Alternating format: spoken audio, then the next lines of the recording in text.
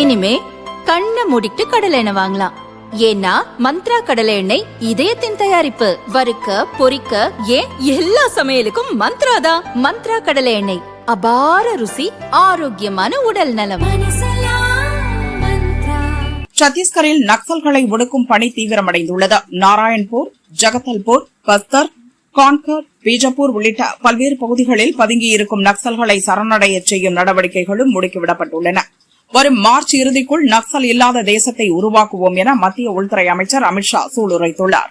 அதன்படி சத்தீஸ்கர் மட்டுமின்றி ஜார்க்கண்ட், தெலங்கானா, மகாராஷ்டிரா மாநிலங்களிலும் சிஆர்பிஎஃப் உள்ளிட்ட துணை ராணுவ படையினர் களமிறக்கப்பட்டுள்ளனர்.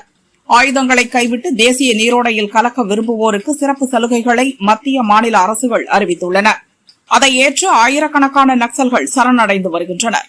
சரணடைய மறுத்த மாநில அதிரடிப்படை, மத்திய துணை ராணுவ படை வீரர்கள் மீது தாக்குதலில் ஈடுபடுவோர் என்கவுண்டரில் சுட்டுக் கொல்லப்படுகின்றனர். இந்நிலையில் நாராயண்பூர், பீஜப்பூர் மற்றும் கான்கர் ஆகிய 3 வெவ்வேறு இடங்களில் இன்று மேற்கொள்ளப்பட்ட நடவடிக்கையில் 2 நக்சல் தலைவர்கள் கொல்லப்பட்டனர். ஒரு பெண் நக்சல் சரணடைந்தார். ஏராளமான ஆயுதங்கள் பறிமுதல் செய்யப்பட்டன. பீஜப்பூர் வனப்பகுதியில் நக்சல்கள் பதுங்கி இருப்பதை அறிந்த துணை ராணுவ படையினர் அவர்களை சரணடைய செய்யும் நடவடிக்கையில் ஈடுபட்டனர். அப்போது நக்சல்கள் பாதுகாப்பு படையினரை நோக்கி துப்பாக்கியால் சுட்டனர். இருதரப்பு துப்பாக்கிச் சூட்டில் நக்சல் அமைப்பைச் சேர்ந்த ஒரு ஆண், ஒரு பெண் என்கவுண்டரில் சுட்டுக் கொல்லப்பட்டனர். இவர்களின் தலைக்கு தலா 5 லட்சம் ரூபாய் சன்மானம் அறிவிக்கப்பட்டிருந்தது. இவர்கள் அப்பகுதியில் உள்ள நக்சல் குழுவை வழிநடத்தி வந்ததாகவும் அதிகாரிகள் கூறினர்.